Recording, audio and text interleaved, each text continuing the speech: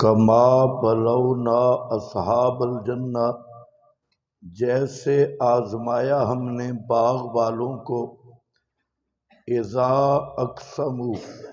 اقسموا، جب قسمیں اٹھائی انہوں نے کہ ضرور کاٹیں گے اس باغ کو، لَيَسْرِمُنَّهَا، سرم یسرم کا معنی ہوتا ہے کاٹنا، ضرور کاٹیں گے اس باغ کو، مصبحین، صبح کرنے والے، صبح کے وقت میں، ولا یستثنون، اور نہیں کہا انہوں نے لا الہ الا اللہ، فطاف علیہا، پس پھرا ان پر ایک پھرنے والا، من رب کا، تیرے رب کی طرف سے، وہم نائمون، اور وہ سونے والے تھے، فاصبحت کالصریم، پس ہو گیا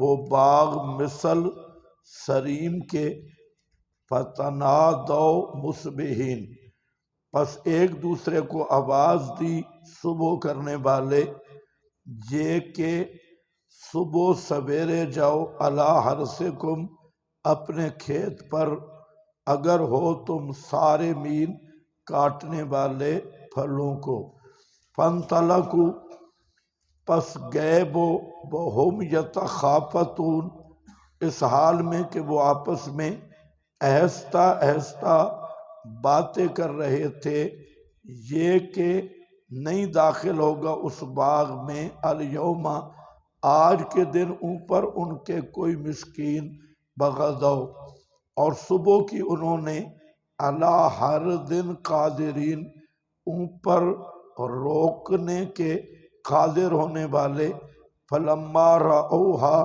پس دیکھا جب انہوں نے وہاں پہنچ کر اس باغ کو، قالو، کہا انہوں نے، بے شک ہم البتہ بھولنے والے ہیں راستہ کو، بل نحنو، بلکہ ہیں ہم، محرومون، محروم ہونے والے، بدقسمت، قال اوسطہم، کہا ان کے صحیح العقیدہ نے، الم اقل لکم، کیا میں نے نہیں کہا تھا تمہیں کہ کیوں نہیں تم توحید مانتے، قالوا سبحان ربنا، کہا انہوں نے پاک ہے رب ہمارا شریکوں سے، انا کنا ظالمین، بے شک تھے ہم ظلم کرنے والے، فاقبل بعضهم علی بعض، پس متوجہ ہوئے بعض ان کے بعض پر، یتلاومون، ملامت کر رہے تھے، قالوا یا ویلنا انا کنا طاغین، کہا انہوں نے ہائے بربادی ہماری، بے شک تھے ہم سرکشی کرنے والے، عسیٰ ربنا ان یبدلنا، امید ہے کہ رب ہمارا بدل دے ہمارے لیے بہتر اس باغ سے، انا الی ربنا، بے شک ہم اپنے رب کی طرف راغبون، رغبت کرنے والے ہیں، کذالک العذاب، اسی طرح عذاب ہے، بلا عذاب الآخرہ، اور البتہ عذاب آخرت کا، اکبر، بڑا ہے، لو کانوا یعلمون، اگر وہ جانتے ہوتے، لا یشرکون بہ، شرک نہ کرتے۔ یہ وہی واقعہ ہے جو ابھی میں نے ذکر کیا، اور یہ ہمیشہ ہوتا ہے کہ بسا اوقات والدین اچھے ہوتے ہیں اور صاحبزادگان وہ گان ہوتے ہیں، اور وہ سارا کام گڑبڑ کرتے ہیں، اور آج جو ہمارا ماحول ہے یہ تو بالکل اس واقعہ پر منطبق ہے کہ آج یہی مادہ پرستی کا دور ہے، اور جو پہلے لوگ تھے ان میں نیکی تھی، آج طاغوتی تہذیب نے برباد کیا، اور آج کے لوگ دین کی بات کرنے والوں کو کیا کہتے ہیں، یہ پاگل ہیں، سارا ضائع کرتے ہیں، اور یہ مسجدوں کو دیتے ہیں، مولویوں کو دیتے ہیں اور یہ جو پیسے ہیں طالب علموں پہ خرچ کرتے ہیں تو یہ پورا اسی پہ طاغوتی نظام قائم ہے کہ اللہ کی راہ سے روکا جائے،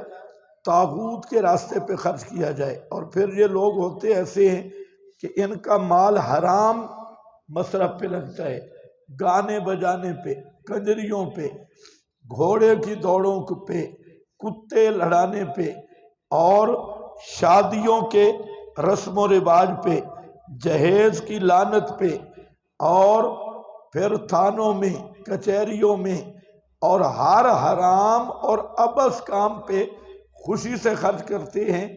لیکن دین پہ خرچ کرنا پڑ جائے تو کہتے ہیں پاگل ہو، ایسے مولوی ان کے فارغ ہیں، ان کا اور کام ہی کوئی نہیں، تو ہم کیوں مولویوں کو دیں، یا توحید و سنت پہ خرچ کریں۔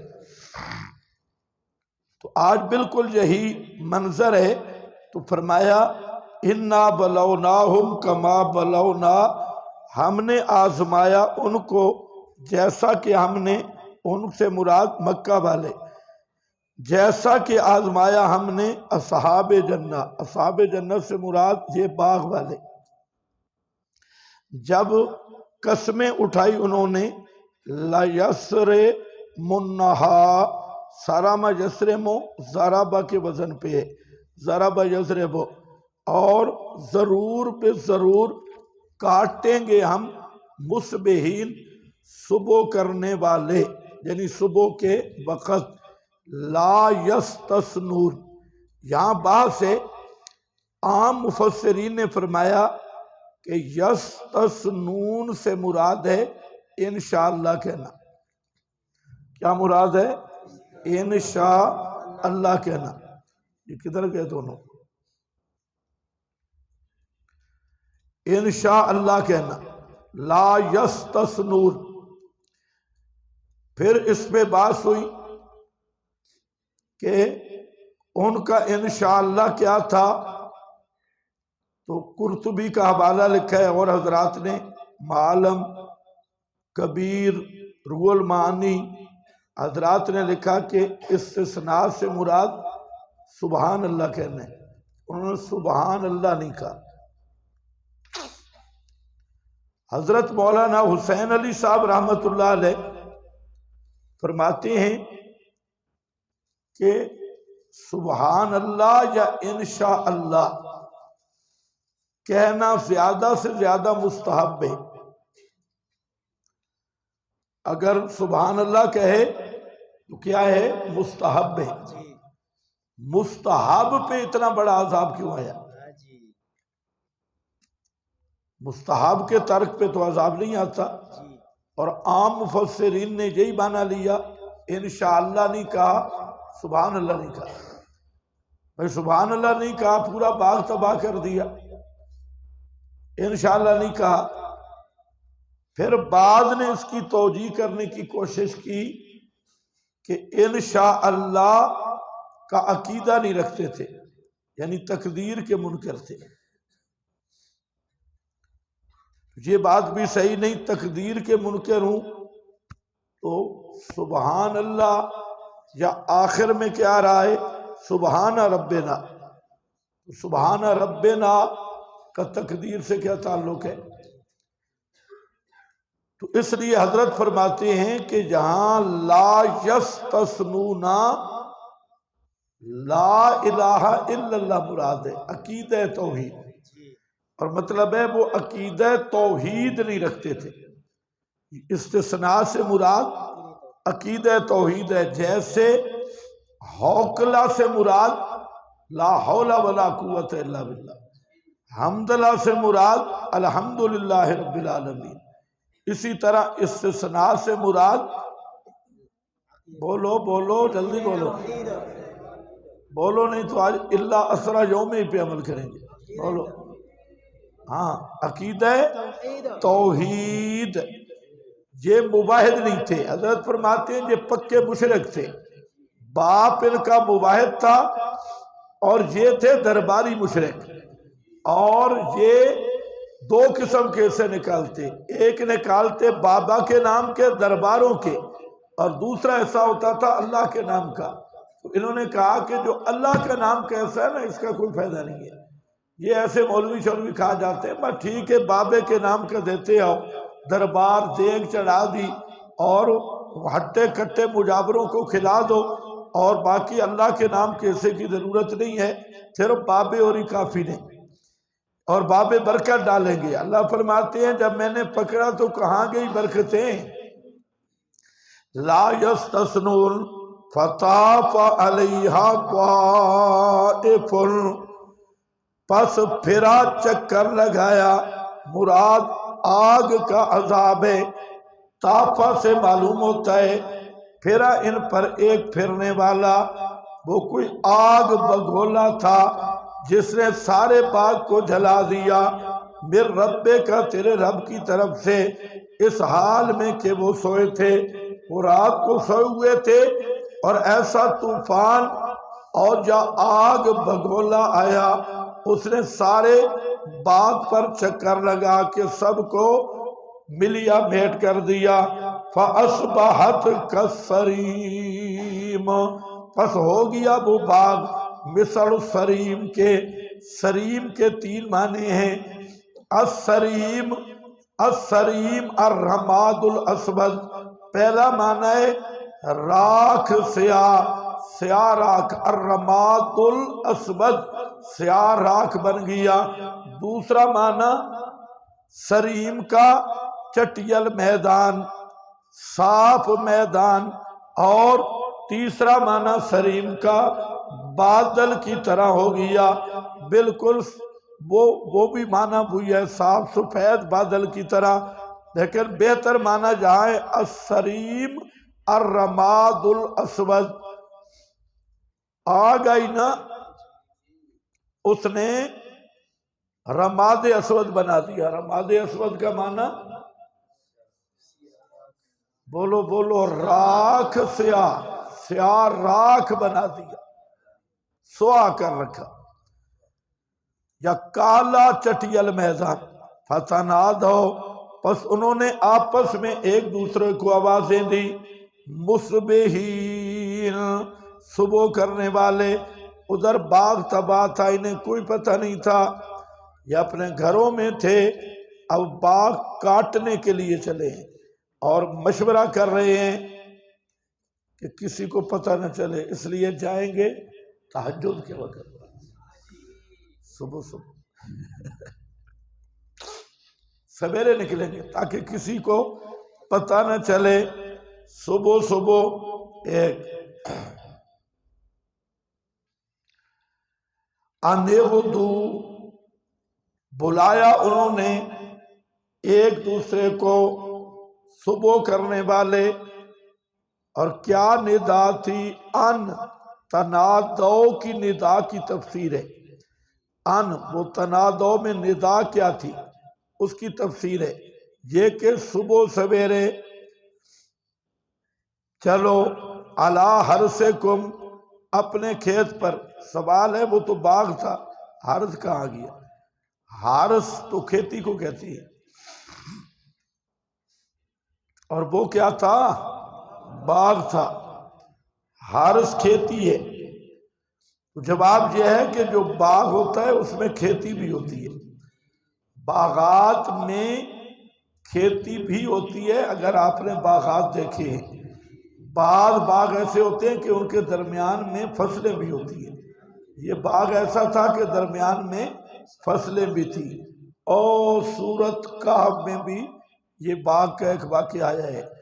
تو یہ باغ دو ہوتے ہیں، یہ کھیتی والا باغ تھا، تو اشارہ کر دیا الا حرثکم، یا حرث سے مراد پھل لیں، ان کنتم، اگر ہو تم، صارمین، کاٹنے والے پھلوں کو یا کھیتی کو، فانطلقوا، گئے وہ، وہم یتخافتون، اس حال میں کہ وہ آپس میں آہستہ آہستہ باتیں کر رہے تھے۔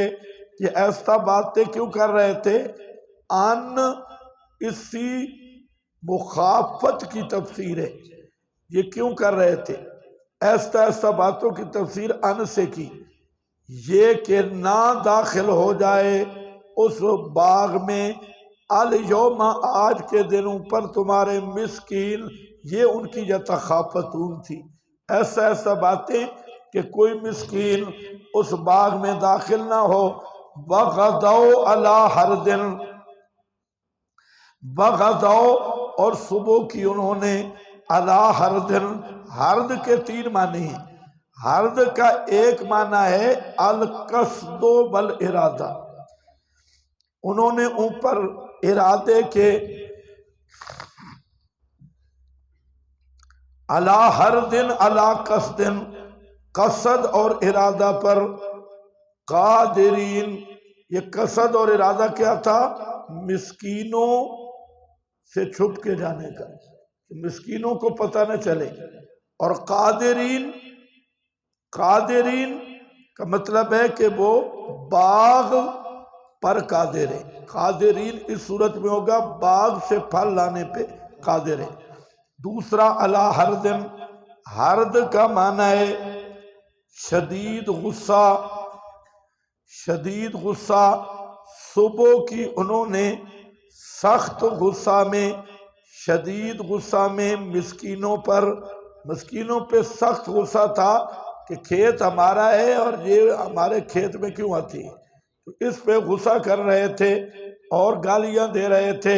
علی حرد قادرین، اس صورت میں بھی قادرین علی الصرم، سرم پر، باغ کے کاٹنے پر قادر ہیں۔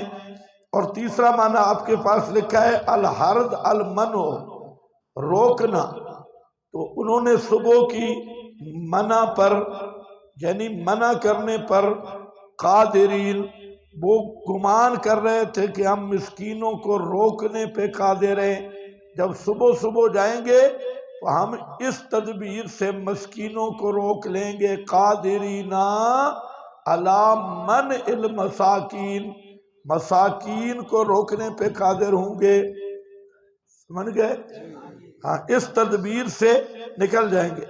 فلما رأوہا، پس وہاں پہنچ کر جب دیکھا انہوں نے، قالو، پہلے تو دیکھا تو وہ تو سارا سریم ہو چکا تھا، چٹیل میدان تھا، باغ کہاں اور راہ کہاں، تو ایک دفعہ جب نظر پڑے ان کا کہیں راستہ تو نہیں بھول گئے، ضالون، راستہ بھول گئے ہیں، جانا کہیں اور تھا، ہم کہیں، پھر جب حدود پہچان لی اور دیکھا نہیں ہے تو وہی باغ، پھر خود کہنے لگے بل نحنو محرومون، بلکہ ہیں ہم کھوٹی قسمت والے، ہماری قسمت ہی ماری گئی، محرومون، یہ اللہ کا عذاب تھا اور ہم بد قسمت تھے۔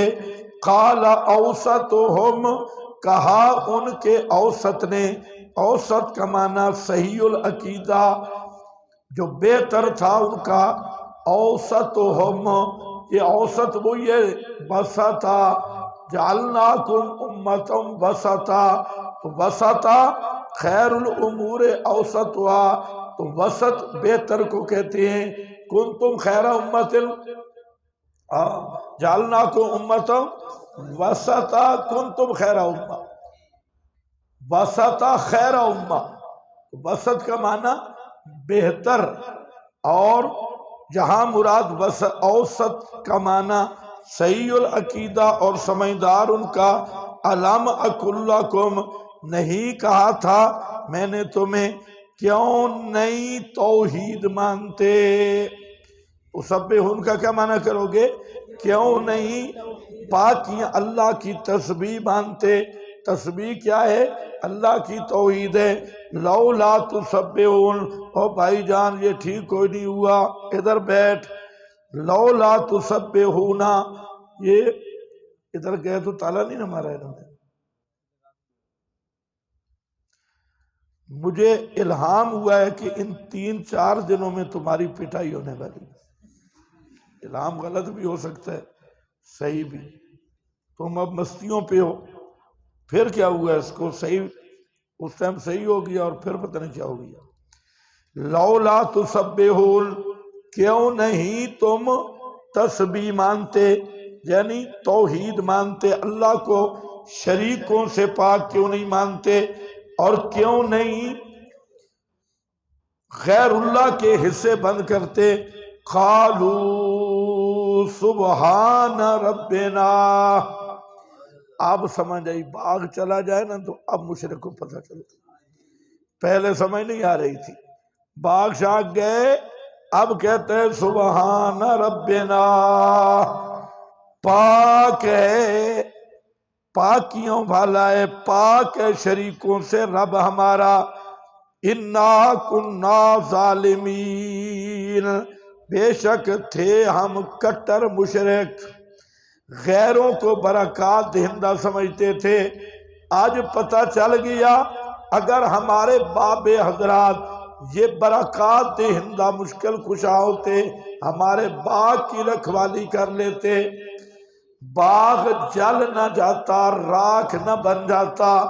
اس باغ کا وہاں پر بھی اللہ نے کیا فرمایا سورہ کہف میں؟ ہنالک الولایۃ للہ الحق. اس باغ کا تباہ ہونا، یہ نتیجہ نکالا، اس سے پتہ چلا کہ اختیار صرف کس کا ہے؟ ہاں، غیر اللہ کا کوئی اختیار نہیں.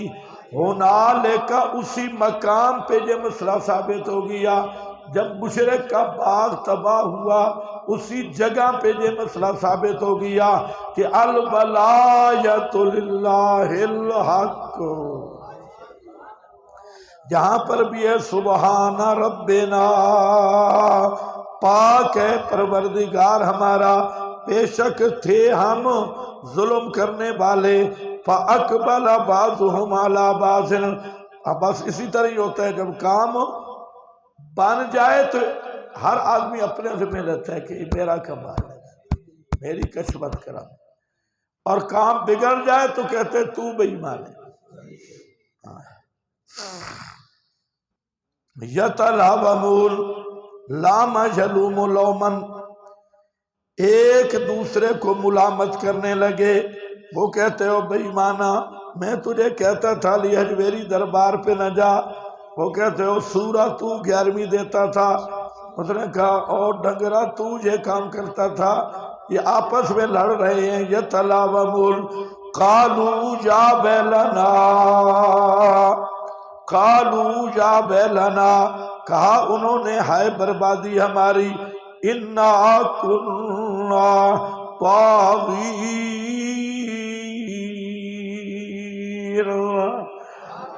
انا کنا، بے شک ہم سب ہی حد سے تجاوز کرنے والے ہیں. طغا یطغا، طغیان سے، حد انسانیت سے نکلے ہوئے تھے، مشرک تھے. عسیٰ ربنا، امید ہے کہ رب ہمارا، این یبدلنا. اس پہ بات ہوئی کہ یہ جو کہہ رہے تھے انا کنا طاغین، یہ توبہ ہے یا ویسے حسرت ہے؟ اس کا کوئی فیصلہ نہیں ہو سکتا کہ یہ توبہ کے طور پہ سبحان ربنا کہہ رہے تھے یا باغ کی حسرت پہ کہہ رہے تھے. اور جس طرح قابیل پریشان ہوا تھا، نادم ہوا تھا، تو وہ نادم قتل پہ نہیں ہوا تھا، وہ نادم اپنی حماقت پہ ہوا تھا کہ میں کیسا بدھو ہوں کہ مجھے قتل کرنے کے بعد میت چھپانے کا طریقہ نہیں ہے. وہ اس پہ ہوا تھا. اگر گناہوں پہ نادم ہو تو گناہ معاف ہو جاتی ہے. یہ توبہ تھی. حضرت حسن بصری قتادہ کہتے ہیں کہ سمجھ نہیں آ رہی یہ توبہ ہے یا حسرت ہے. ویسے قرینے قیاس ان کی توبہ ہی لگ رہی ہے، کیونکہ جب پتہ چل گیا کہ معبودان باطلہ یہ کام نہیں کر سکتے تو پھر توحید والی دعوت ہی بننی تھی. بہرحال بہتر یہی ہے، حتماً اللہ جانتے ہیں. کذالک العذاب، التفات بس ہوئے آل مکہ، اسی طرح عذاب ہے. بلا عذاب الآخرہ، اور البتہ عذاب آخرت کا اکبر و بڑا ہے اس عذاب دنیاوی سے، لو کانوا یعلمون اگر ہوں وہ جانتے، ان للمتقین عند ربہم جنات النعیم بے شک واسطے پرہیزگاروں کے ان کے رب کے ہاں باغات نعمتوں والے۔ افنجعل المسلمین زجر ہے، افنجعل المسلمین کیا کر دیں گے ہم فرما برداروں کو کل مجرمین مجرموں کی طرح انجام میں۔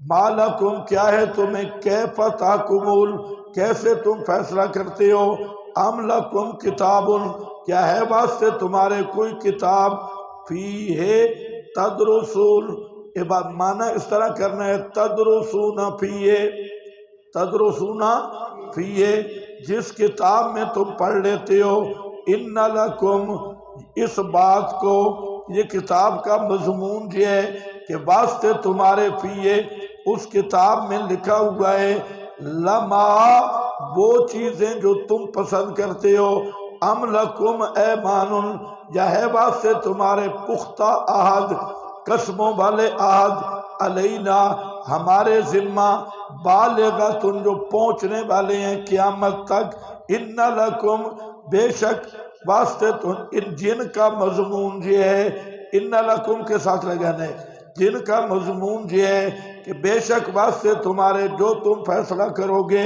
سلہم ایہم بذالک پوچھ ان سے کون سا ان کا اس بات کا ذمہ دار ہے، ام لہم شرکاء زجر نفی شفاعت کاریہ آیا ہے واسطے ان کے شرکاء، پس لائیں اپنے شریکوں کو اگر ہیں یہ سچے، یوم یکشف عن ساق ویدعون الی السجود فلا یستطیعون خاشعۃ ابصارہم، فرمایا یوم یکشف عن ساق تخویف اخروی ہے، جس دن کھلیں گے حقائق، یکشف عن ساق جس دن کھل جائیں گے، انکشاف ہوگا حقائق کا یا کھلیں گے اصل اعمال۔ کیا معنی کر رہا ہوں؟ یکشف عن ساق کا معنی کیا ہے؟ جس دن کھلیں گے حقائق، انکشاف حقائق ہوگا، یوم تبلی السرائر انکشاف حقائق ہوگا، معاملہ بڑا سخت ہوگا اور اصل اعمال کھلیں گے، ابھی تو سارے بناوٹی ہیں، اصل اعمال کھلیں گے، معاملہ بڑا سخت ہوگا، یوم یکشف عن ساق جس دن کے کھل جائیں گے اصل حقائق، وَيُدْعَوْنَ اور بلائے جائیں گے طرف سجود کے، فَلَا يَسْتَطِيعُونَ پس نہیں طاقت رکھتے ہوں گے، جھکانے والے جھکی ہوں گی آنکھیں ان کی، تَرْحَقُهُمْ ذِلَّةٌ اور چڑھے گی ان پر ذلت، وَقَدْ كَانُوا علت تحقیق تھے وہ بلائے جاتے طرف سجود توحیدی سجدوں کے، بہم سالمون اس حال میں کہ وہ ہٹے کٹے تھے، فذرنی پس چھوڑ دے مجھے، ومن یکذب بہذا الحدیث اور اس کو جو جھٹلاتا ہے اس کلام پاک کو، سنستدرجہم آہستہ آہستہ سہج سہج لے جائیں گے ہم ان کو، من حیث لا یعلمون اس طرح کے جانتے نہیں ہوں گے، وَأُمْلِي لَهُمْ إِنَّ کَیدِی مَتِین اور ڈھیل دیتا ہوں میں ان کو، اِنَّ کَیدِی مَتِین بے شک میری گرفت مضبوط ہے، ام تسألہم اجرا۔ یوم یکشف عن ساق کا کیا معنی ہے؟ ہاں بھائی اس آیت پہ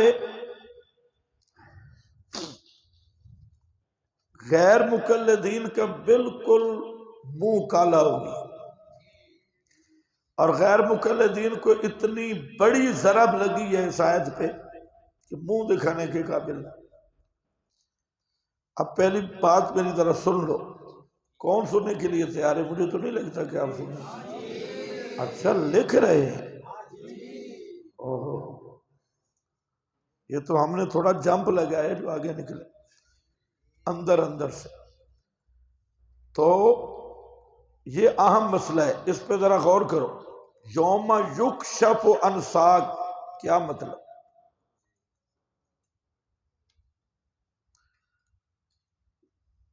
ایک یہ آیت ہے اور ایک حدیث ہے بخاری میں۔ یہ مشکل ترین مقام ہے بخاری کا۔ بخاری کی حدیث کا خلاصہ ہے کہ اللہ پہلے ایک صورت میں آئیں گے، ہر ایک مخلوق کے معبود آئیں گے، وہ اپنے معبودوں کے ساتھ جائیں گے۔ پھر اللہ ایک صورت بنا کے آئے گا، تو جو مومن ہوں گے وہ انکار کر دیں گے کہ آپ ہمارے معبود نہیں ہیں، واپس جاؤ۔ پھر اللہ دوسری صورت میں آئیں گے تو مومن پہچان لیں گے اور مومن اللہ کے ساتھ جائیں گے۔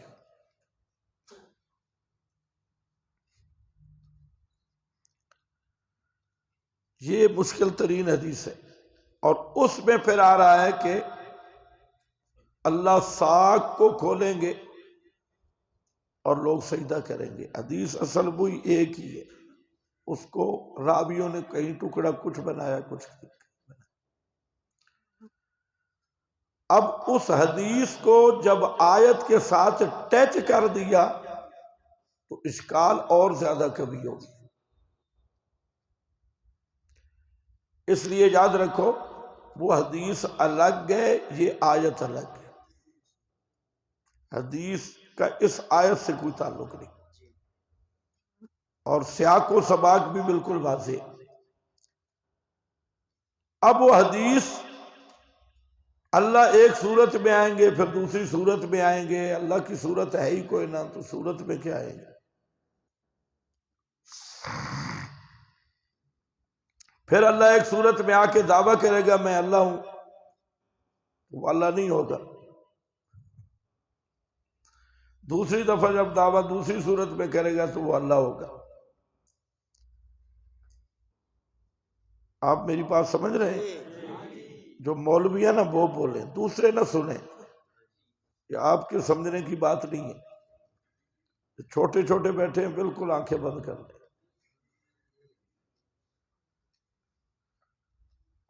بات تو میں ایسی کروں گا کہ سمجھ تو تنور والی بڈھی کو بھی آ جائے گی انشاءاللہ۔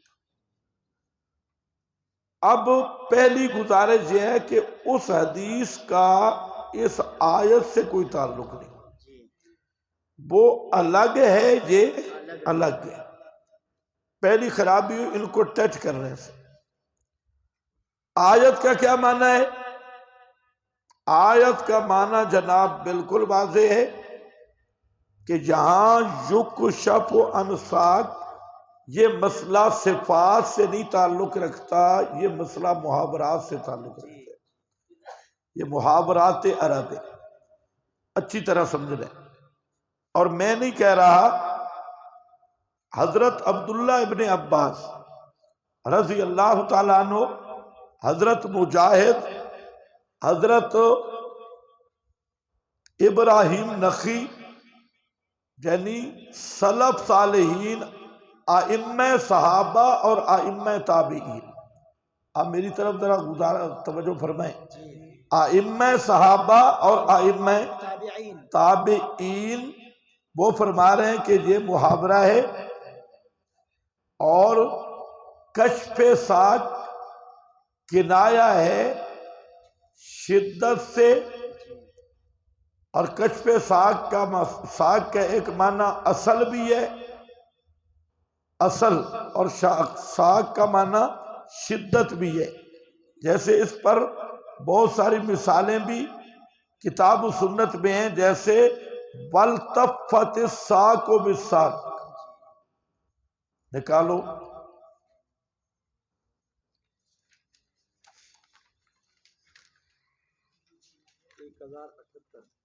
1078۔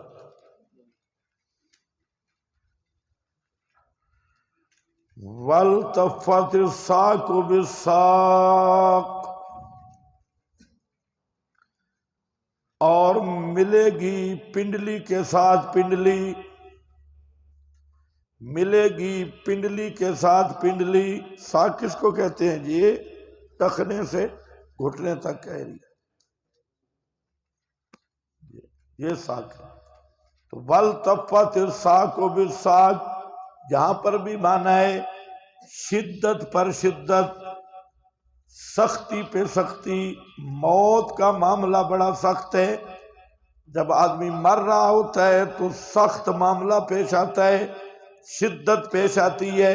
تو والتفت الساق بالساق، یا دنیا اور آخرت کی سختیاں مل جائیں گی۔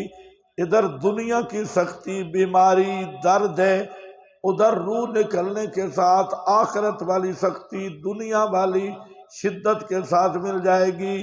شدت دنیاوی شدت اخروی کے ساتھ مل جائے گی، یہ ہے شدت سے کنایہ۔ اسی طرح امام راغب نے مفردات میں لکھا کہ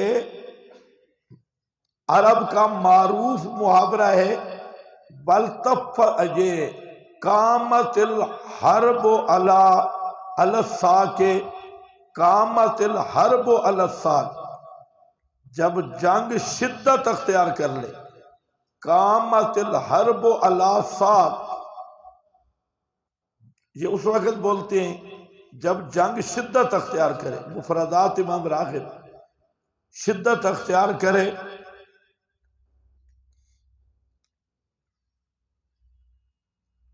جہاں پر کیا ہے معنی شدت والا، اب سمجھ رہے ہیں۔ دوسرا ساق کا معنی ہوتا ہے اصل الشے،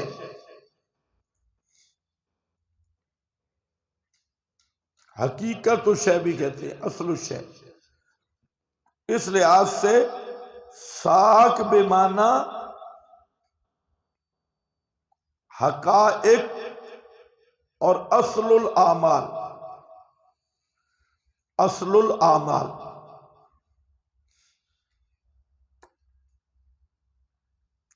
اب کرو معنی یوم یکشف عن، جس دن پنڈلی سے کھولا جائے گا، یعنی اعمال کی اصل سامنے لائی جائے گی، یا حقائق کا انکشاف کیا جائے گا۔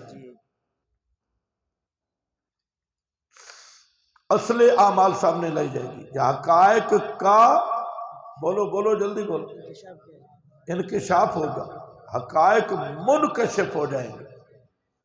اس وقت بلایا جائے گا، اور یہی ٹائم ہوگا شدت کا۔ شدت کا یہی ٹائم ہوگا جب اعمال کی اصل کھلے گی اور حقائق منکشف ہوگی، وہی سخت، اسی کو کشف ساق، تو دونوں معنی جمع ہو سکتی ہے، دونوں میں کوئی تضاد نہیں۔ آگے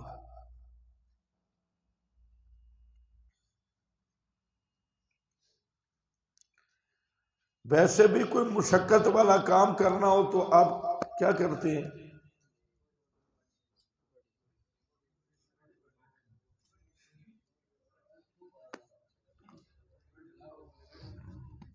کوئی ہمت والا کام ہو نا تو صوفی صاحب شلوار ذرا اوپر کر لیتے ہیں، ٹیٹ ہو جاتے ہیں۔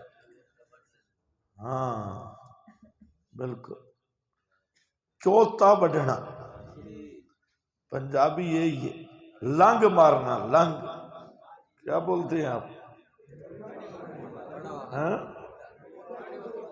ہاں لنگوٹا کسنا، بالکل صحیح بولے، لنگوٹا کسنا، لنگ مارنا۔ لنگ ماری جاتی ہے، لکوٹا کسا جاتا ہے جب کوئی مشکل کام کو ہاتھ ڈالنا ہو۔ بالکل، اے لکھ لو، زبردست لفظ ہے لنگوٹا کسنا۔ لنگوٹا اصل ہماری بولی میں یہی کہتے ہیں، لنگوٹا کسنا، لنگ مارنا۔ جزاک اللہ بھائی، صحیح ترجمہ نہیں کی۔ لنگوٹا، لنگ مارنا، چوتا مارنا، لیکن وہ لفظ ذرا صحیح نہیں، مناسب نہیں. چوتا مارنا بھی اسی کو کہتے ہیں، لنگوٹا کو.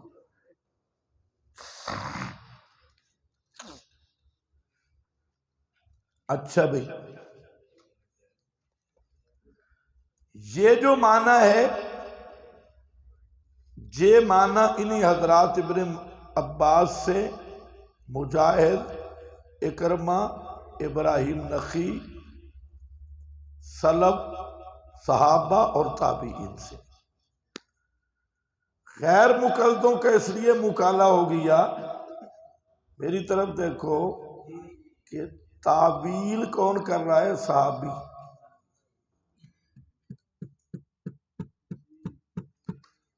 تعویل کر رہا ہے تابعی مجاہد، صحابی ابن عباس، سند ہے بالکل صحیح. ابراہیم نخعی تابعی، مجاہد تابعی، اکرمہ تابعی، ابن عباس صحابی. تو اگر آپ غور کریں تو غیر مقلدوں کی جڑی نکل گئی کہ ہر تعبیر کو وہ گمراہی کہتی ہے. تو تعبیر تو صحابہ کر رہے ہیں، تو ہم جو تعبیر کرتے ہیں یہ تعبیر منقول عن سلف ہے. او بھائی، سلف کا مذہب سمجھو، تمہارے مولویوں کو کوئی پتہ نہیں سلف کا مذہب. ایک ہی بات کہہ دیتے ہیں جی سلف تفویض کے قائل ہیں اور خلف تعبیر کے قائل ہیں. یہ غلط اصطلاح ہے. یہ ہمارے شارحین بھی لگے رہے، علامہ عینی نے بھی کہا سلف تفویض کے قائل ہیں، خلف تعبیر کے قائل ہیں. ابن حجر نے بھی کہا سلف تعبیر کے قائل ہیں، خلف تعبیر کرتے ہیں.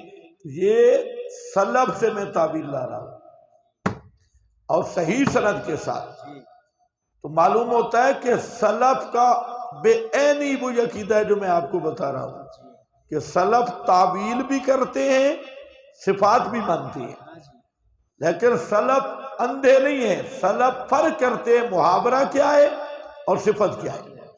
محاورات اور صفات کا فرق کرتے ہیں سلف، اور اسی آیت پہ ہماری بنیاد ہے.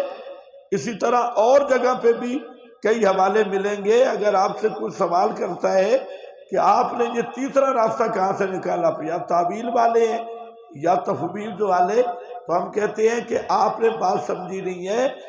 تعویل بھی صحیح ہے بشرط عدم التعطیل، تعطیل صفات کا انکار نہ ہو. سیاقی تعویل بھی صحیح ہے، تفہیم کے لیے تعویل بھی صحیح ہے ایک، اور جو اثبات الصفات ہے یہ بھی واجب ہے اور تنزیہ بھی واجب ہے. ایمان تنزیہ کے ساتھ، التنزیہ اثبات ثم التفویض مع التنزیہ، یہ تین بنیادیں. اثبات بھی ہو کس کا؟ محاورات کا یا صفات کا؟ صفات کی بات کر رہا ہوں، صفات کی بات کر رہا ہوں. اثبات ہو ایمان، لیکن تنزیہ ہو، نہیں تو مشرک اور مشبہہ بنو گے. لیسا کمثلہ شیء، جو تمہارے ذہن میں ہے وہ اللہ نہیں ہے، وہ اللہ کی صفت بھی نہیں. تمہارا ذہن میں جو کچھ ہے وہ مخلوق کا تصور ہے، اور جو اللہ ہے وہ ہے ہی لیسا کمثلہ شیء، وہ براء البراء. اس لیے تمہاری مناطق کا فلاسفہ ان کی جتنی تقریریں ہیں وہ نیچے کی ہیں، سفلی ہیں. اللہ کی ذات عالی ہے. ایک اور دوسرا اہم مسئلہ دوستو بزرگوں، محاورات صفات کو گڑبڑ کرنا سب سے بڑا کفر ہے، سب سے بڑا زندقہ ہے. کہ جو محاورے کو اللہ کی صفت بنائے، یہ یلحدون فی، یہ الحاد فی الاسماء. تو اتنا تکڑا ہو گیا کمال. الحاد فی الاسماء، یہ اسماء میں الحاد ہے.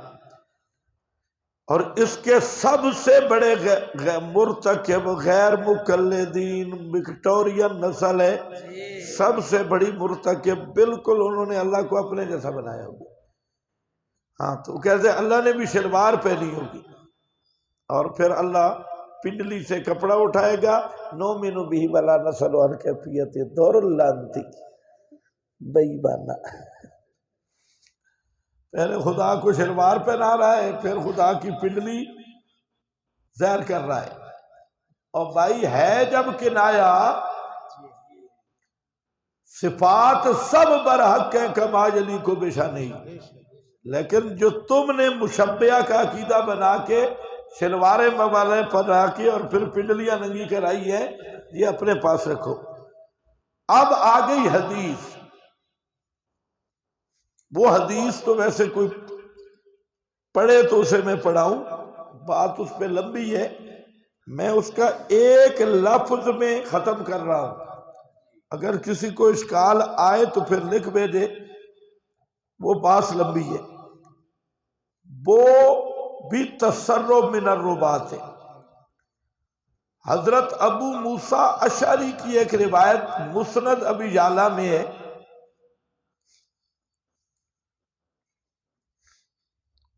اور حضرت عبداللہ ابن مسعود کی ایک روایت، اور وہ روایت ابو ہریرہ کی ہے۔ حضرت ابو ہریرہ کی احادیث میں ایک چیز کا خیال رکھنا بڑا ضروری ہے کہ حضرت ابو ہریرہ کا دوست تھا کعب احبار، اور یہ جو احبار تھا یہ یہودی ہبر تھا، بڑا مولوی تھا، یہ بعد میں اسلام میں آیا، اصل میں یہودی تھا، اور اس کی وجہ سے اسلام کو بہت بڑا علمی نقصان ہوا، علمی نقصان، یہ خطرناک آدمی تھا۔ اور پھر اس کے جو خیالات تھے وہ بھی سبائی خیالات تھے۔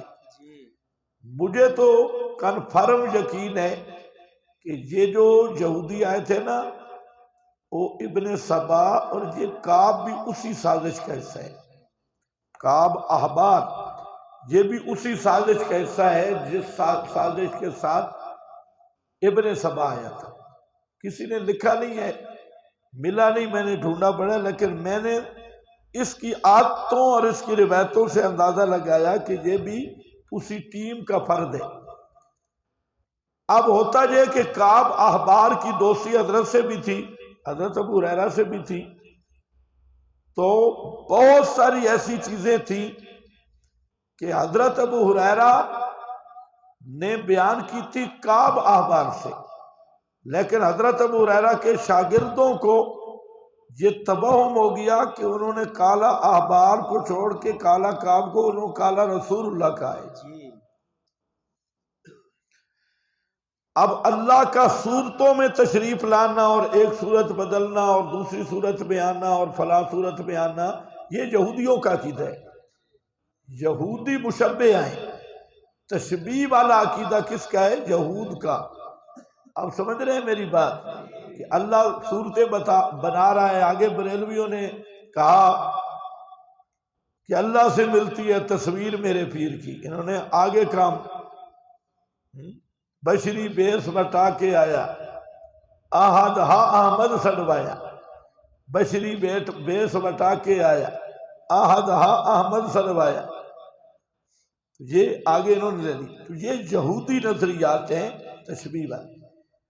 اصل جو بات ہے وہ صرف اتنی ہے، جیسے حضرت ابن مسعود اور حضرت ابو موسیٰ اشعری، ان دونوں کی روایتوں سے پتہ چلتا ہے کہ قیامت کے دن اللہ تعالی خاص تجلی فرمائیں گے، وہ خاص تجلی ہوگی، اور اس کو حضرت ابو موسیٰ اشعری کی حدیث میں اسی آیت کی تفسیر میں مسند ابی یعلا میں اس میں ایک راوی کمزور ہے، لیکن متن بالکل اس آیت کے مطابق ہے کہ حضرت ابو موسیٰ اشعری فرماتے ہیں کہ نبی پاک علیہ السلام نے فرمایا یوم یکشف عن ساق کا مطلب، اور اس حدیث کا جو ہے کہ اللہ تعالیٰ ایک تجلی فرمائیں گے جس سے ایک نور عظیم کا ظہور ہوگا۔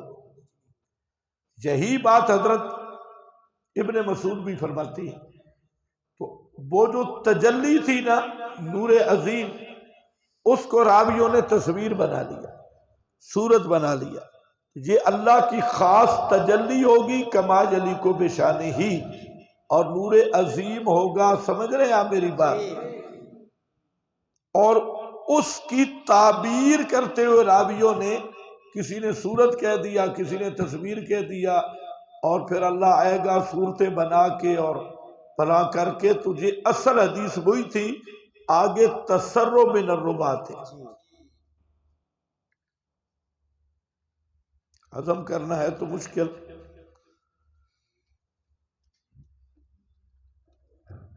اصل بات یہ ہے، حدیث بھی حل ہو گئی ہے، لیکن میں نے زیادہ حل کرنی بھی نہیں، کیونکہ میں قرآن پڑھا رہا ہوں، بخاری نہیں پڑھا رہا۔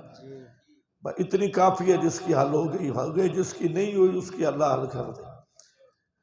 ہاں بھائی، یہ ہو گیا یوم یکشف عن ساق۔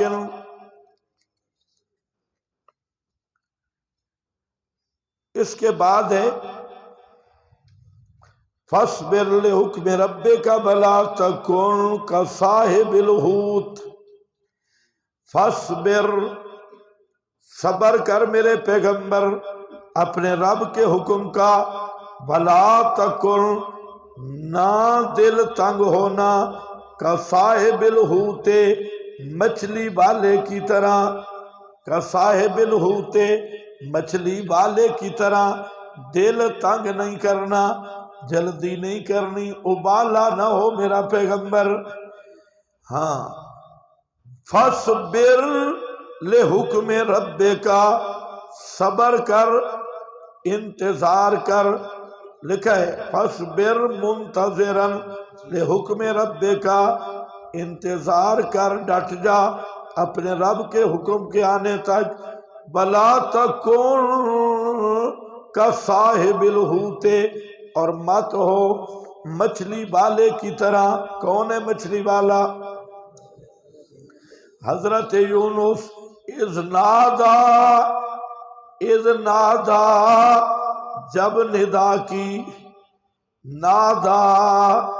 ندا کی، بہوا مکذوم، اس حال میں کہ وہ غم سے بھرے ہوئے تھے۔ ہوا مکذوم مملوء غیظا علی قومہ، دوسرا معنی ہے ہوا مکذوم، وہ اپنی قوم پر غصے سے بھرے ہوئے تھے۔ اذ ذهب مغاضبا، جہاں پر تک کیا مکذوم، مغاضبا، مکذوم، قوم پر غصہ سے بھرے ہوئے تھے، قوم پر۔ دوسرا ہے کہ غم سے بھرے ہوئے تھے۔ تیسرا یہ ہے کہ کارب سے بھرے ہوئے تھے۔ کارب کس کو کہتے ہیں؟ جو سانس بند کرنے لگے۔ ایک غم ہوتا ہے دل میں، جب غم دل میں ہو وہ حزن ہے غم میں، اور جب غم ایسی کیفیت اختیار کرے کہ سانس گھٹنے لگے، غم جب بڑھتا ہے تو سانس پھول جاتا ہے، سانس گھٹنے لگے تو اس کو کیا کہتے ہیں؟ کارب۔ حضرت فاطمہ جب نبی پاک علیہ السلام کے پاس آئی تھی تو آپ کا سانس گھٹ رہا تھا اور سانس پھول رہا تھا، تو آپ زور لے، تو حضرت فاطمہ پریشان ہو گئی، تو آپ نے فرمایا لیسا علی ابیک کرب بعد الیوم، آج کے بعد آپ کے باپ پہ کبھی کرب نہیں آئے گا، یہ آخری کرب ہے۔ تو کرب کا معنی سخت گھٹن، جس سے سانس بند ہونے لگے۔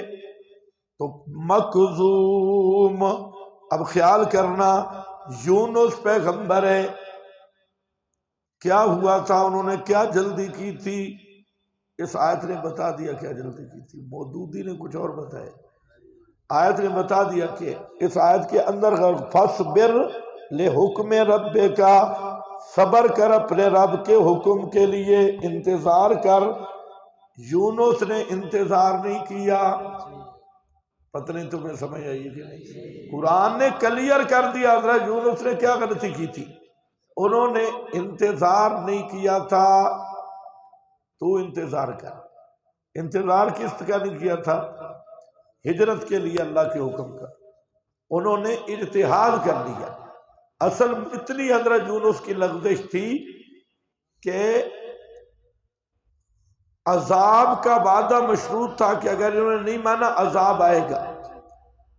تو پہلی قوموں میں عذاب کا ضابطہ یہی تھا کہ 3 دن کی مہلت دی جاتی تھی۔ حضرت یونس نے تعیین مدت اجتہاد سے کی ایک، اور پھر تعیین مدت کرنے کے بعد بستی سے چلے گئے، حالانکہ نبی جاتا تھا بستی سے۔ حضرت لوط کو بھی نکالا گیا، اور بھی حضرت صالح اپنا دوسرے حضرت ہود اور اس طرح کے حضرات انبیاء کو نکالا گیا بستی سے، لیکن نکلتے تھے جب اللہ کا حکم آتا تھا، تو وہ بئی کے انتظار سے پہلے چلے گئے۔ اس آیت میں تھوڑا سا غور کریں، تدبر کریں۔ اس آیت نے ایک بہترین سوال کا جواب دیا جو آج تک مفسرین کی بات ختم نہیں ہوئی کہ حضرت یونس نے کیا غلطی کی تھی۔ یہاں سمجھ آ رہا ہے کہ حضرت یونس نے کیا کیا تھا۔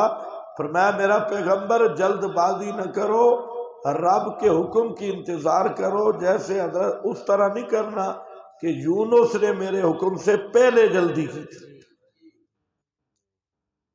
سمجھ آئی یونس نے کیا جلدی کی؟ یہ آیت مودودی کا مکالہ کر گئی اور اس کی ساری دانشوری بڑھ گئی۔ دانشور اندازہ لولا ان تدارکہ نعمت من ربہ، سبحان اللہ، ہائے سب مشرکوں پہ رگڑا پھیر دیا۔ یونس پیغمبر مچھلی کے پیٹ میں آ گیا، جا کے جواب دینا ہے۔ جو حاضر ناظر ہو مچھلی کے پیٹ میں آ سکتا ہے؟ بولو، ہر جگہ حاضر ناظر، ان کے تو پیر بھی حاضر ناظر ہیں، ہر جگہ پہ موجود ہیں۔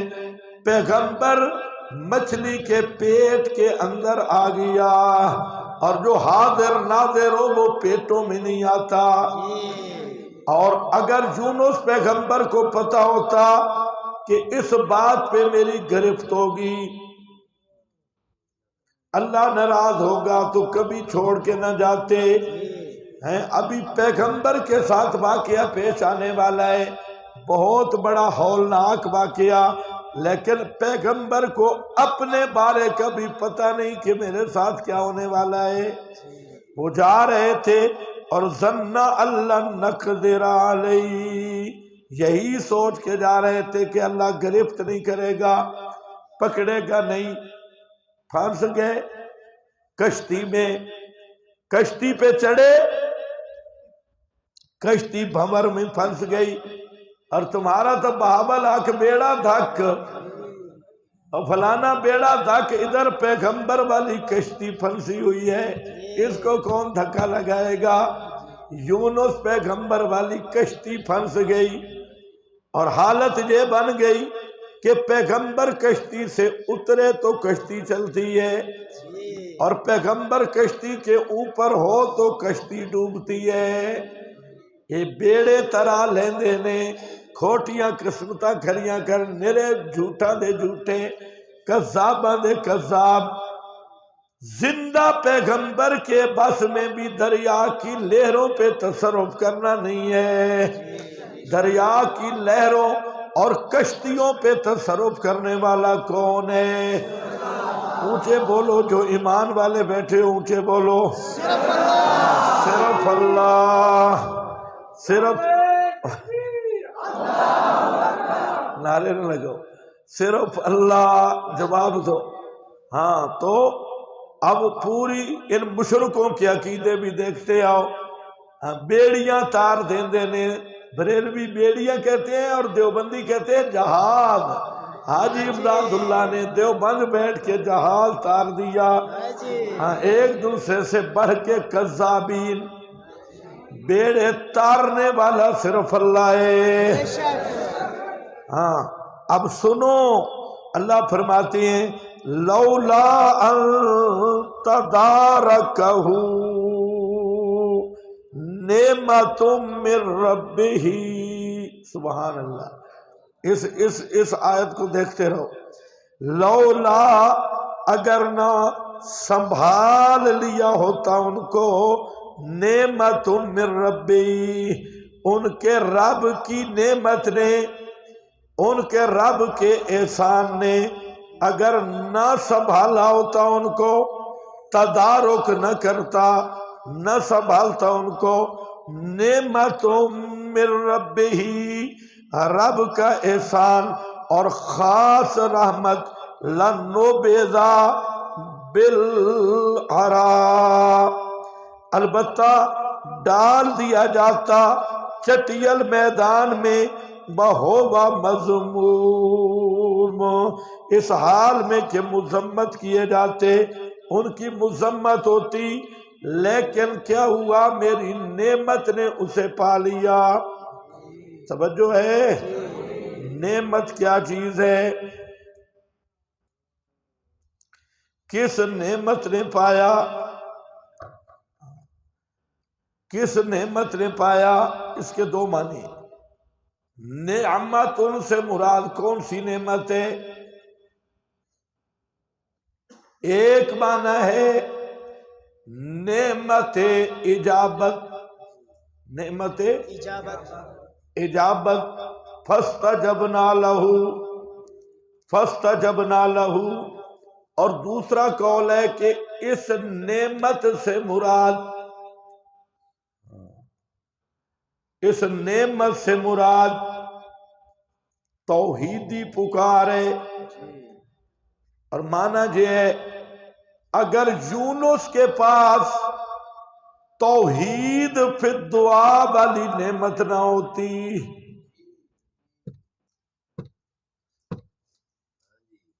کس والی نعمت؟ توحید فی الدعا والی۔ تم نے سوچا نہیں نا یہ بڑی نعمت ہے، ذالک من فضل اللہ، یہ بڑی نعمت ہے۔ یعنی یونس اگر یوں نہ پکارتا لا الہ الا انت، یہ توحید فی الدعا والی نعمت اس کے پاس نہ ہوتی تو لنبذ بالعراء، یہ جو توحیدی وظیفہ پڑھا تو مذمت سے بچ گیا، ورنہ مذموم ہو جاتا۔ معلوم ہوتا ہے بِعِزْ اللہ کے ہاں مواحد کی بے عزتی نہیں ہوتی۔ اللہ فرماتے ہیں اگر یہ توحید فی الدعا، میری توحید کے حوالے دے کے مجھے نہ پکارتا تو کیا ہو جاتا؟ لنبذ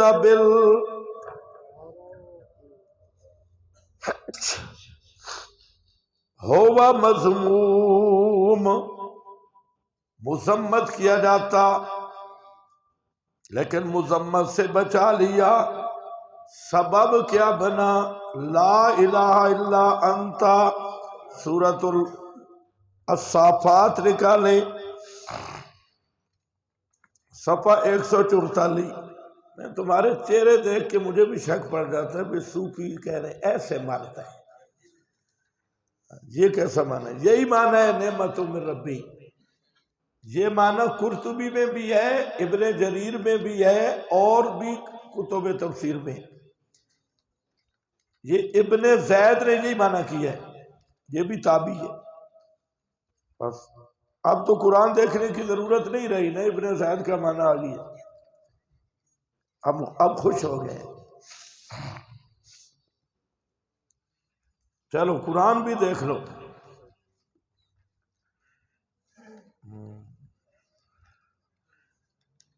فَالْتَقَمَهُ الْحُوتُ، حوت نے ان کو لقمہ بنا لیا۔ ہمارے پنجاب میں ایک خطیب محقق ہے، اس نے شوشہ کیا چھوڑا؟ حضرت یونس کو مچھلی نے نہیں کھایا تھا،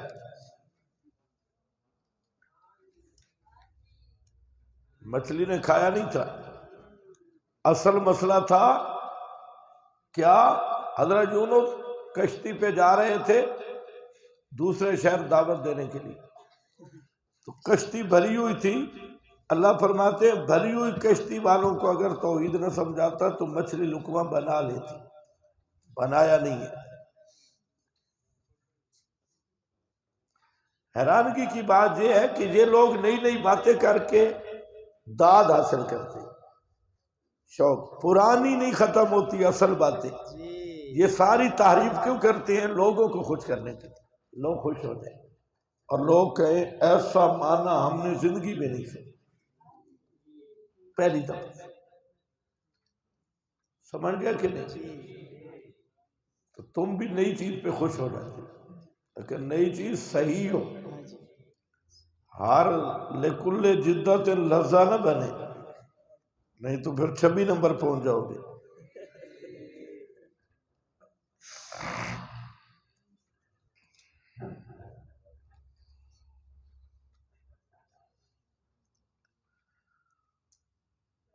تو یہاں کیا ہوگا؟ فَلْتَقَمَهُ، کیا معنی؟ مچھلی نے کھایا تھا نہیں، فَلْتَقَمَهُ سالم نگل لیا مچھلی نے، وَهُوَ مُلِيمٌ فَلَوْلَا أَنَّهُ كَانَ مِنَ الْمُسَبِّحِينَ، یہ ہے وہ نعمت۔ فَلَوْلَا أَنَّهُ كَانَ مِنَ الْمُسَبِّحِينَ سُبْحَانَكَ إِنِّي، وہی سبحانک لا الہ الا انت سبحانک، مسبحین للبث فی بطنہ الی یوم یبعثون فنبذناہ بالعراء وہو سقیم۔ دو اس دعا کے فائدے اللہ نے بتائے، فرمایا ایک تو یہ ہے کہ اگر یونس پیغمبر یہ دعا نہ کرتا، یہ نعمت اس کو نہ پا لیتی، تو لَلَبِثَ فِی بَطْنِهِ إِلَىٰ یوم یبعثون، قیامت تک مچھلی کے پیٹ سے نہیں نکل سکتا تھا۔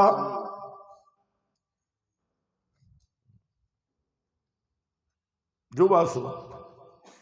اور دوسرا یہ کہ فَنَبَذْنَاهُ، انہوں نے دعا پڑھ لی اس لیے نکل آئے، اور اسی توحیدی کلمے کا یہ بھی فائدہ ہوا، جب نکلے تھے تو مذموم ہوتے۔ اشکال کا جواب بھی میں نے دے دیا، جب نکلے تھے تو مذموم ہوتے، لیکن توحید کی برکتوں سے اجتبا ہو اور شانیں دے دی، تھا جو موبائل۔ تو دو فائدے سمجھ گئے کہ نہیں؟ مذموم بھی نہیں ہوا اور لوبس بھی نہیں ہوا۔ اب یہ آیت ہے، ماشاءاللہ میری طرف توجہ کرو، یہ آیت ہے، اس آیت کی بنا پر جتنے دیوبندی ہیں وہ حفظ اجساد کے منکر ہیں، ماشاءاللہ۔ اب ہونا چاہیے نعرہ تکبیر سارے، شفیع صاحب سمیت۔ اب ذرا دیکھو، آپ کے پاس حوالہ لکھا ہے، یعنی مچھلی کی غذا بنا دیے جاتے، بیان القرآن ہے، تھانوی صاحب۔ مچھلی کی تو جسم محفوظ رہ جاتا ہے، بولو اچھا۔ آگے حوالہ ہے، مطلب یہ ہے کہ حضرت یونس اگر مچھلی کے پیٹ میں اللہ تعالیٰ کی پاکی بیان نہ کرتے، لا الہ الا انت سبحانک انی کنت من الظالمین نہ کہتے، تو قیامت تک مچھلی کے پیٹ میں رہتے، پیش غلط لکھے، بلکہ اس کی غذا بنا دیے جاتے اور قیامت میں عام مردوں کی طرح اٹھائے جاتے۔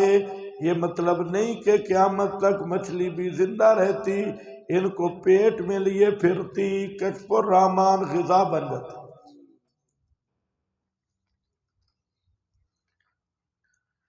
یہی شفیع صاحب نے بھی لکھا ہے اور حضرات نے بھی۔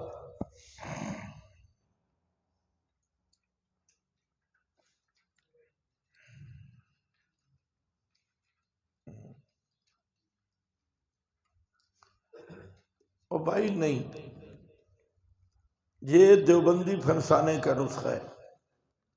حیات کرتے ہیں بزرگ، حفظ اجساد کے بھی کہہ لیں شاید۔ ہاں ہم تو قائل ہیں ڈنکے کی چوٹ پہ، جو حفظ اجساد کا منکر ہے ہم اسے کافر سمجھتے ہیں۔ یہ تو میں الزامی بات کر رہا ہوں۔ انبیاء کے اجساد کا محفوظ ہونا ہمارے نزدیک بالکل قطعی مسئلہ ہے، اور اس کا انکار کفر ہے۔ مت کوئی اس سے غلط فہمی کا شکار ہو۔ میں کہہ رہا ہوں کہ دیوبندی حضرات لکھ رہے ہیں کہ جسم محفوظ نہیں رہتا، اور ادھر حیات النبی کے نعرے بھی ہیں۔ ادھر جسم محفوظ نہیں، ادھر حیات النبی کے نعرے۔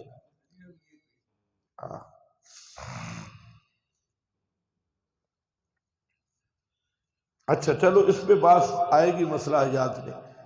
لولا ان تدارکہ نعمت من ربہ لنبذ بالعراء وہو مذموم فاجتباہ ربہ، پس چن لیا ان کو ان کے رب نے، فجعلہ من الصالحین، پس بنا دیا ان کو اعلیٰ درجے کے صالحین سے۔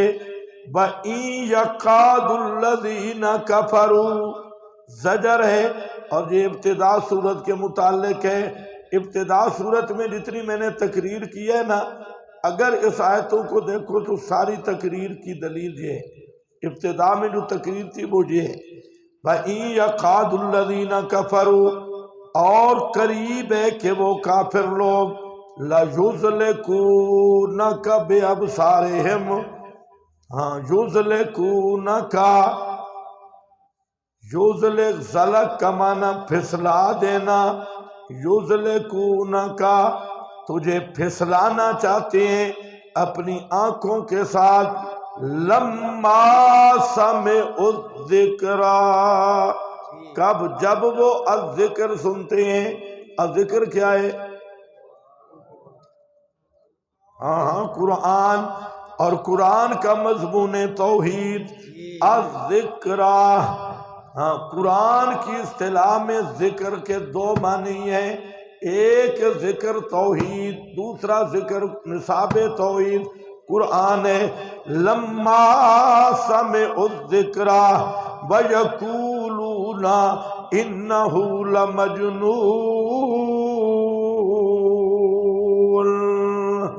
یہی تھا ما انت بنعمت ربک، بسبب قرآن کے تو مجنون نہیں ہے۔ وہ قرآن کی وجہ سے مجنون کہتے تھے، اور قرآن بھی جب توحید کا مضمون آتا تھا، لما سمعوا الذکر اذا ذکرت ربک فی القرآن وحدہ ولوا علی ادبارہم نفورا نفورا نفورا۔ وہ ایک نفرت یہ بھی تھی، مجنون کہنے والے فتوے لگاتے ہوئے بھاگتے تھے، ایک فتویٰ یہ بھی تھا کہ یہ پاگل ہے، مجنون ہے، جھلا ہے۔ وما ہوا، حالانکہ نہیں ہے وہ قرآن، نہیں ہے وہ ذکر، الا ذکر للعالمین، نہیں ہے وہ قرآن مگر مرشد العالمین، مرشد العالمین، سارے جہان والوں کا مرشد ہے، ذکر ہے، مرشد ہے، نصیحت ہے للعالمین۔ ان یکاد الذین کفروا، اس آیت کے 12 معنی لکھے ہیں بزرگوں نے۔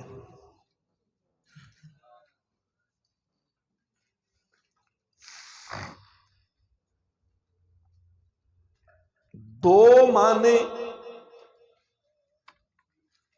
قابل اخذ ہے، باقی بزرگوں کی ذہنی تفریح ہے۔ دو معنی صحیح ہیں، اکابر بھی، ہمارے بزرگ ان پہ اللہ کی لاکھوں رحمتیں ہوں، ربنا اغفر لنا ولاخواننا الذین سبقونا، انہوں نے بھی ذہنی تفریح بہت چھوڑی ہے. بزرگ فارغ ہوتا تو دیکھی جائے گی. دو معنی، ایک معنی یہ ہے بے ابصارہم، جب آپ قرآن بیان کرتے تو یہ غصے سے آنکھیں دکھاتے. آپ کو پتہ ہے غصے سے آنکھیں دکھانا؟ مشرک آگے سے آنیاں کر دیں، آنیاں. ہاں نہیں، اشارے تو الگ ہے. پیغمبر کو آنکھوں سے ڈراتے تھے، آنکھوں سے بھی ڈرایا جاتا ہے. تم صوفی ہو، تمہیں پتہ کوئی نہیں. آنکھیں نکال کے نہیں ڈرایا جاتا، زبان. آنکھیں دکھائی جاتی ہیں. جب پیغمبر قرآن بیان کرتا تو یہ سامنے آ کے آنکھوں سے ڈراتے، آنکھیں دکھاتے.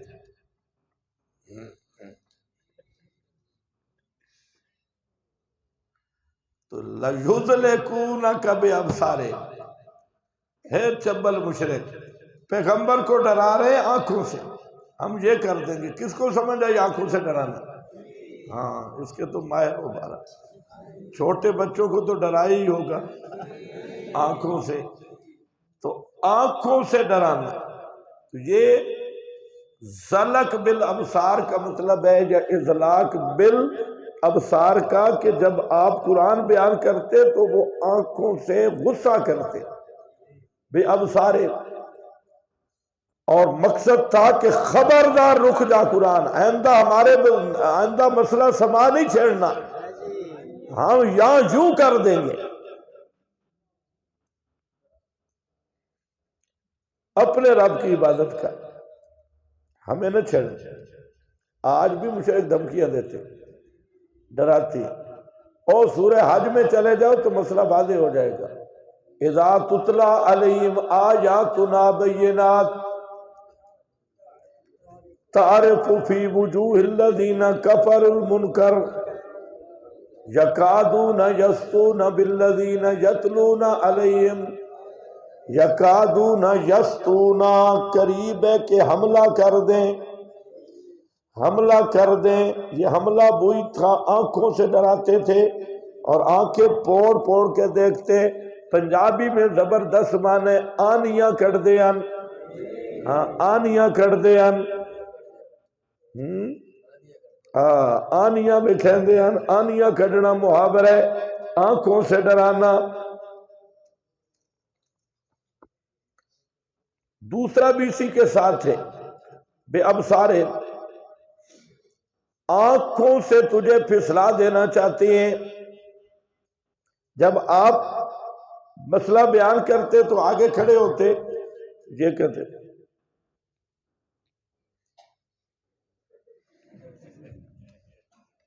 ایک دوسرے کو آنکھیں مارتے تھے.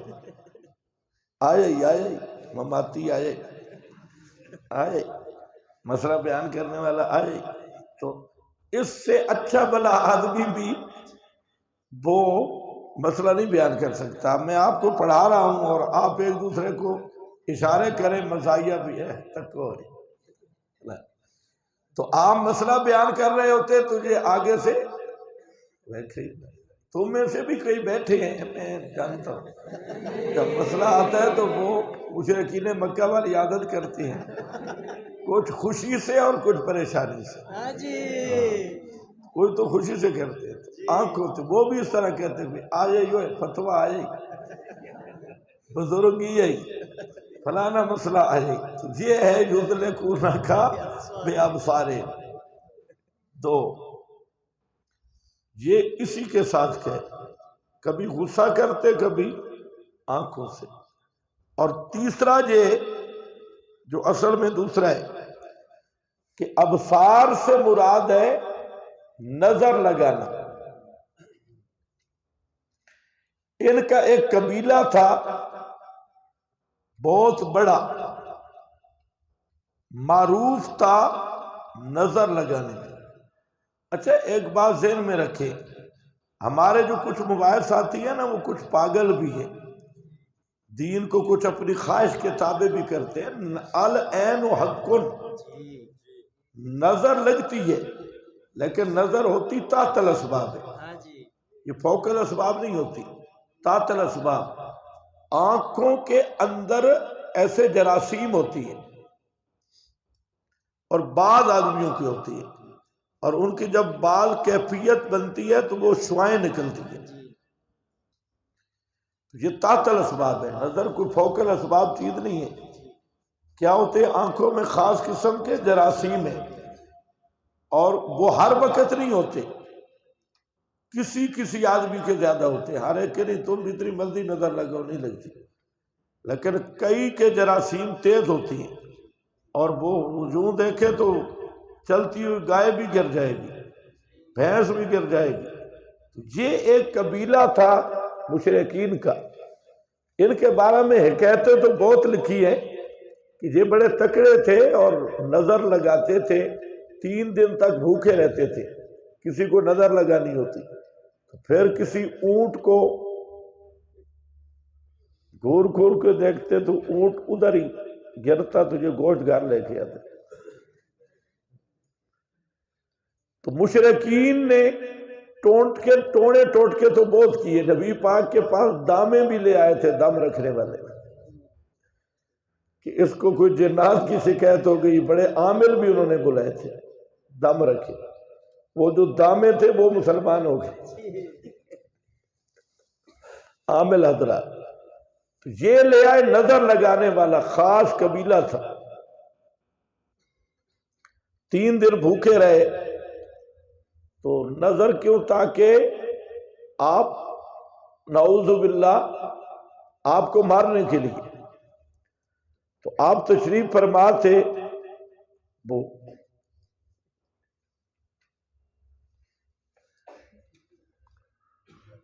ادھر دیکھتے بھی تھے اور آپ کو کچھ بھی نہیں ہوا، چپ کر کے واپس آ گئے، ہمارے بس کے کام نہیں، اس پہ تو نظر بھی نہیں چلتی۔ تو ایک معنی یہ بھی کیا گیا کہ جہاں ابصار سے مراد نظر لگانا ہے، لیکن صحیح بات یہ ہے کہ جہاں آیت میں یہ مراد نہیں، نظر حق ہے، العین حق، اور ہے بھی ما تحت الاسباب، ما فوق الاسباب نہیں۔ یہ جو جادو سحر ہے یہ بھی ما تحت الاسباب، یہ بھی ما فوق الاسباب نہیں، اس میں جنات کا استعمال ہوتا ہے، کلمات کا استعمال ہوتا ہے، سب تحت الاسباب چیزیں، یہاں وہ مراد نہیں۔